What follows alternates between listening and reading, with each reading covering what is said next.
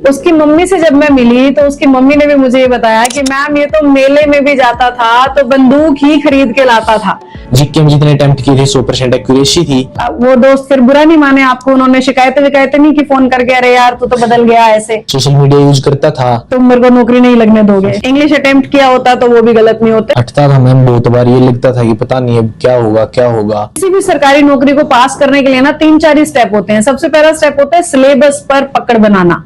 मैं इन कामों में इन्वॉल्व नहीं हुआ मैम, प्रायोरिटी मेरी फौज थी।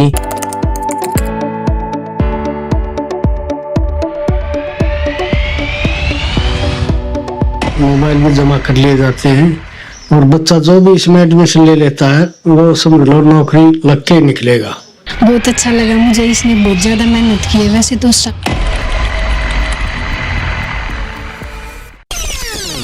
जब देश प्रेम की बात आती है तो एक फौजी का ही दिल हो सकता है जो परिवार से ऊपर अपने देश को रखता है। आज एक ऐसे ही बच्चे से मैं आपको मिलवाने वाली हूं जिसके पिताजी फौज में थे, जिस बच्चे ने बचपन से सपना देखा था कि अगर करूंगा तो देश की सेवा करूंगा, अदरवाइज मैं नौकरी करूंगा ही नहीं। उसकी मम्मी से जब मैं मिली तो उसकी मम्मी ने भी मुझे ये बताया कि मैम ये तो मेले में भी जाता था तो बंदूक ही खरीद के लाता था। तो बचपन से इसका सपना ये था कि मैं फौजी बनूं और वैदिकन गुरुकुल ने इस बच्चे की मदद की अपने इस सपने को साकार करने में। आज ये अपने सपने को पूरा करके हमसे मिलने आया तो सोचा आपसे भी मिलवाया जाए। हो सकता है आपके घर में भी कोई ऐसा बच्चा हो जिसका सपना हो बेल्ट वाली नौकरी और कोई मदद उसकी ये वीडियो सुनने के बाद हो पाए। तो आइए सीधा चलते हैं उस बच्चे के पास जिसका नाम है मनीष। सबसे पहले तो कांग्रेचुलेशंस मनीष बेटा, आपका सपना पूरा हो गया। आप अपने दिल में सुकून लेके आज हमारे सामने आए हैं। सबसे पहले ऑडियंस को बेटा अपने बारे में क्या बताना चाहोगे? मेरा नाम मनीष कुमार है और मैं रोहतक रहता हूँ। मेरी फैमिली में 5 मेंबर हैं, 2 मेरी बड़ी बहनें हैं और मेरे पापा फौज से रिटायर्ड हैं। जैसे कि मनीष ने बताया, मनीष की 2 बड़ी बहनें हैं, यानी माता पिता का ये अकेला बेटा है और अकेला बेटा होने के नाते कंधे पे जिम्मेदारी बढ़ जाती है मम्मी की, पापा की और दोनों बहनों की शादी की। अब दोनों बहनें क्योंकि उम्र में बड़ी हैं और मनीष सबसे छोटा है तो ये एक अलग सुकून, आज आपको कॉन्फिडेंस फील हो रहा होगा कि अब मैं घर के लिए कुछ कर पाऊंगा। मनीष, इंट्रोडक्शन के बाद आप ये बताओ कि कौन कौन से टेस्ट आपने वैदिकन गुरुकुल में एडमिशन लेके तैयारी करने के बाद पास किए हैं? मैंने मैम एसएससी सीपीओ 2024 का टेस्ट पास किया है, प्रीली मेंस भी, फाइनल में टाउट हुआ था मैं जी। और मैम अब एसएससी जीडी का हुआ पास और सीईटी हरियाणा का जो ये सारे टेस्ट आपने पास किए हैं और कुछ टेस्टों का रिजल्ट भी रहता अभी वो भी पास होने की संभावना है। तो लगभग 5 से 6 टेस्ट बच्चा तैयारी के साथ साथ पास कर चुका है। जीडी में फाइनल सिलेक्शन आया और यही इसका सपना था, तो एसएससी जीडी में मनीष ज्वाइन करने वाला है। मनीष बेटा, पेपर अटेम्प्ट जब आपने एसएससी जीडी का किया तो एसएससी जीडी का एग्जाम एक बार ऑडियंस को हमने बताना है कि कितने नंबर ऑफ क्वेश्चंस आते हैं, आपने कितने अटेम्प्ट किए और आपके कितने ठीक हुए? 160 नंबर का पेपर आता है और 80 क्वेश्चन आते हैं। 2 नंबर का एक क्वेश्चन है। मैंने 71 अटेम्प्ट किए थे, 69 मेरे ठीक थे, 2 क्वेश्चन गलत थे वो भी हिंदी में। बाकी मेरे मैथ में फुल थे, रीजनिंग में फुल थे। जीके में जितने अटेम्प्ट किए थे 100% एक्यूरेसी थी, सिर्फ हिंदी में 2 क्वेश्चन गलत थे मेरे। इंग्लिश अटेम्प्ट किया होता तो वो भी गलत नहीं होते।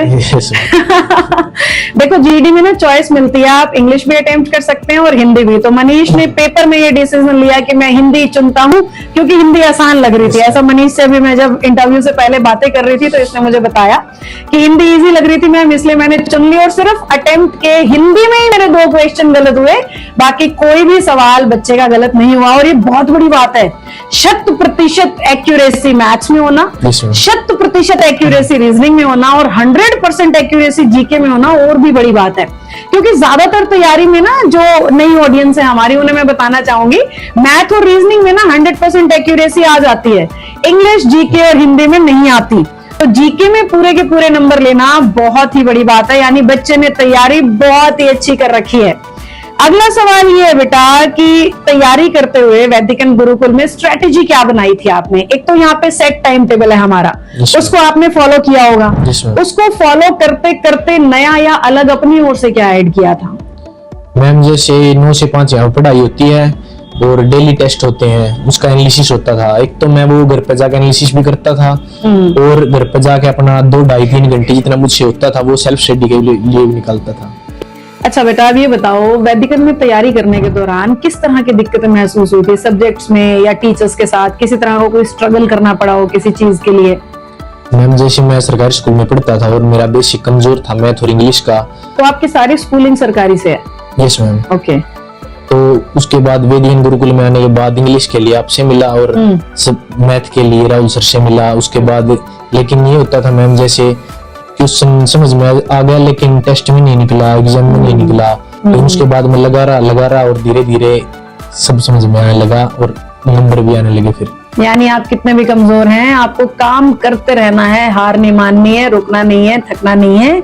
एकदम समझ में आना पक्का शुरू होता है जब हम अपना दिमाग घिसाते हैं उस सब्जेक्ट के साथ। अगली बात ये बताओ बेटा, टेस्ट पास होने से पहले क्या मम्मी पापा को अंदाजा था कि अब हमारा बच्चा हमारा सपना और अपना सपना पूरा करने वाला है? यस मैम, इतना तो था कि मतलब घर पे ही पढ़ता था, लेकिन उनको भी ये था कि एक गाइडेंस, अच्छी गाइडेंस मिल जाए और स्ट्रेटेजी के साथ अच्छी तरह पढ़े और जल्दी से जल्दी नौकरी ले। तो फिर वेदियन गुरुकुल में आ गया मैं, तो यहाँ अच्छी तरह पढ़ा स्ट्रेटेजी के साथ और अब नौकरी भी मिल गई। यहाँ पे आपका टाइम टेबल क्या था? ऑडियंस के लिए बताओ, मुझे तो पता है। यहाँ मैम जैसे हमारा 9 से 1:30 तो क्लास होती थी, उसके बाद लंच होता था, उसके बाद 3 घंटे की सेल्फ स्टडी होती थी, उसमें ही टेस्ट होता था, मॉक टेस्ट और एनालिसिस होता था उसका। घर पे जाके मैं खुद भी एनालिसिस करता था और कुछ अपना सेल्फ स्टडी के लिए भी टाइम निकालता था। जो नई तैयारी करने वाले बच्चे मुझे सुन रहे हैं, किसी भी सरकारी नौकरी को पास करने के लिए ना 3-4 स्टेप होते हैं। सबसे पहला स्टेप होता है सिलेबस पर पकड़ बनाना। दूसरा स्टेप होता है उसके रिवीजन करना। रिवीजन यानी सेल्फ स्टडी, जो अभी मनीष ने बोला। सेल्फ स्टडी कर रहे हो तो डाउट्स भी आएंगे, तो वो डाउट सेक्शन होना चाहिए जो यहाँ वैदिकन गुरुकुल में बच्चे को मिल जाता है। अब तैयारी हो गई, डाउट्स भी हो गए, रिवीजन भी हो गई, तो क्या बचता है? टेस्ट बचता है।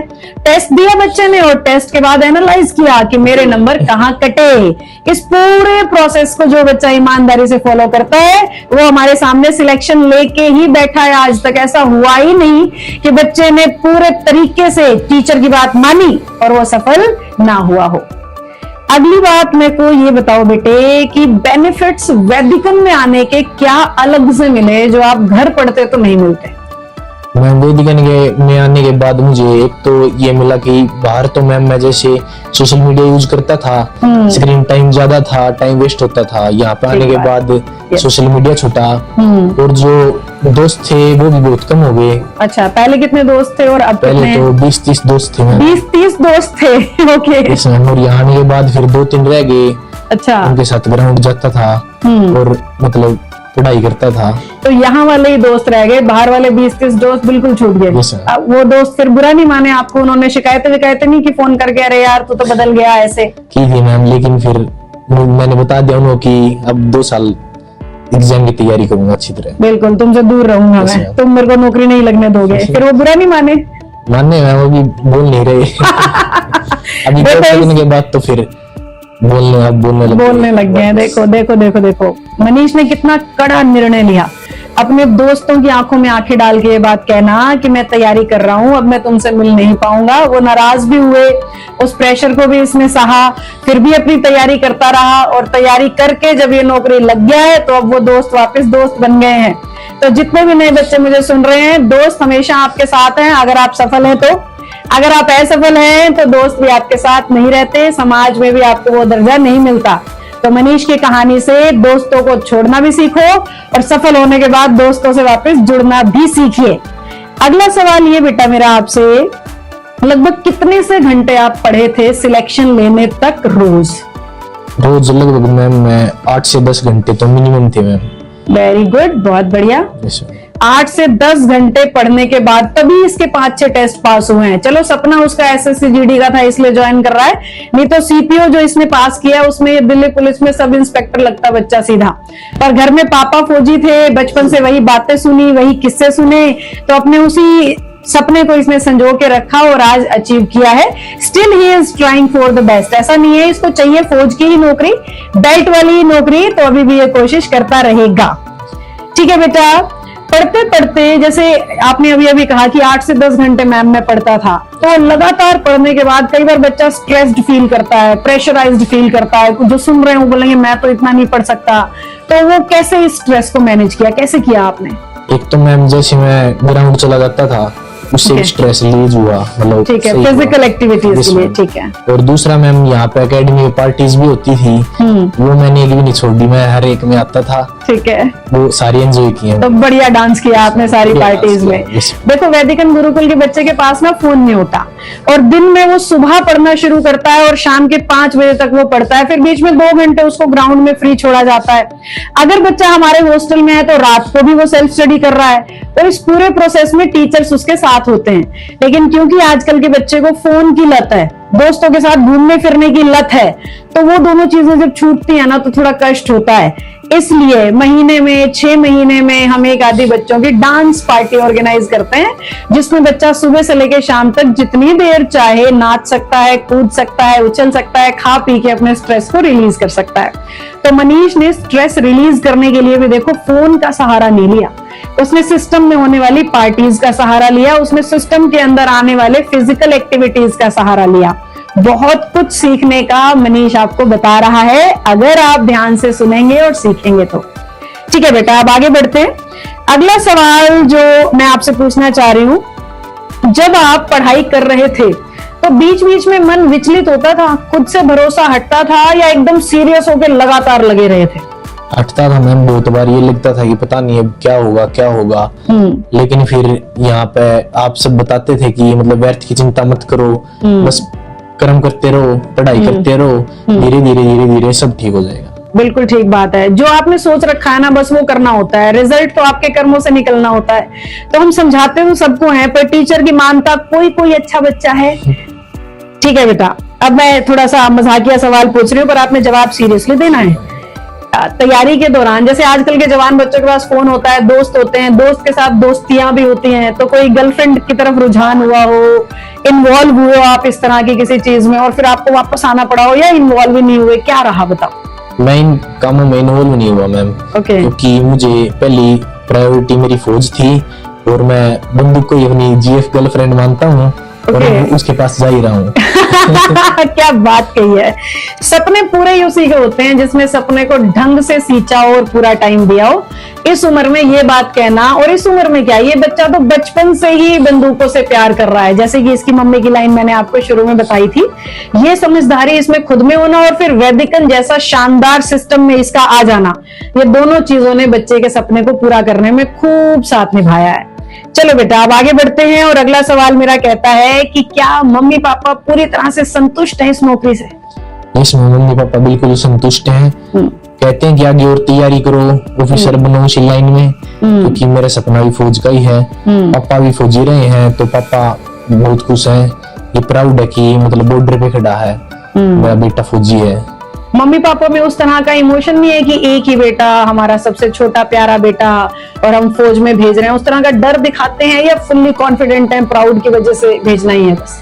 पूरा प्राउड दिखाते हैं मैम, उनका कहना है कि मतलब अगर कुछ होना होगा तो यहीं पे हो जाएगा, जो लिखा है वो तो लिखा ही है।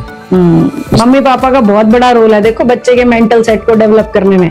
नहीं तो बच्चे और मम्मी पापा में से किसी ना किसी में तो ये डर होता ही है। जितने भी मम्मी पापा मुझे सुन रहे हैं उनको ये फील आ ही रहा होगा कि ये सच्ची में बच्चे की मेहनत के साथ साथ माँ बाप का भी दृढ़ संकल्प है, जो इसको फौज में भेजने के लिए बचपन से ही प्रोत्साहित कर रखा है, बचपन से ही मेंटल लेवल वो बच्चे का बना हुआ है। तो इसीलिए मम्मी पापा और बच्चे तीनों पूरे खुश हैं। ठीक है बेटा, तैयारी करने वाले बच्चों को अपनी तरफ से कोई ऐसी बात जो आज आप कहना चाहो, बताना चाहो? मैं सभी को मैम यही कहना चाहूंगा कि सोशल मीडिया से दूर रहो जब तक जॉब नहीं लग जाती, और मतलब पढ़ाई करते रहो, दिन में 8 से 10 घंटे या 12 घंटे जितना आप कर सकते हो मैक्सिमम, और दोस्तों से दूर रहो जो गलत आदत सिखाते हैं। और अगर फोन आपसे नहीं छूट रहा या गलत आदतें नहीं छूट रही तो आप वैदिकन गुरुकुल में आ सकते हैं, यहाँ पे सब छूट जाता है और बहुत अच्छी तरह पढ़ाई होती है। आप जरूर जॉब लेके निकलेंगे यहाँ से। जैसा कि मनीष ने आपको बहुत ही शानदार सलाह दे दी है कि वैदिकन गुरुकुल में आइए, ये आप मेरे मुंह से भी सुनते ही रहते हो, क्योंकि मैं भी यही कहती हूँ। फोन छूट गया, बुरे दोस्त छूट गए, टीवी छूट गया, तो बच्चा क्या जो आपको बिगाड़ेगा? किताबें तो बिगाड़ सकती नहीं, और दिन रात रहोगे हमारे पास किताबों के साथ, दिन रात रहोगे हमारे बीच टीचर्स के साथ, तो जीवन अपने आप बदलना शुरू हो जाएगा। तो ये आपने मनीष के विचार सुने। अब आइए मैं आपको मिलवाती हूँ मनीष के मम्मी पापा से। अब इसके आगे जो आप वीडियो सुनेंगे उसमें उसके मम्मी पापा, मनीष कहाँ बैठ के पढ़ता था, कैसे विचार थे, आज मम्मी पापा को कैसा लग रहा है, ये सब इमोशंस आपको भरपूर देखने को मिलेंगे। तो वीडियो में जुड़े रहना है लास्ट तक।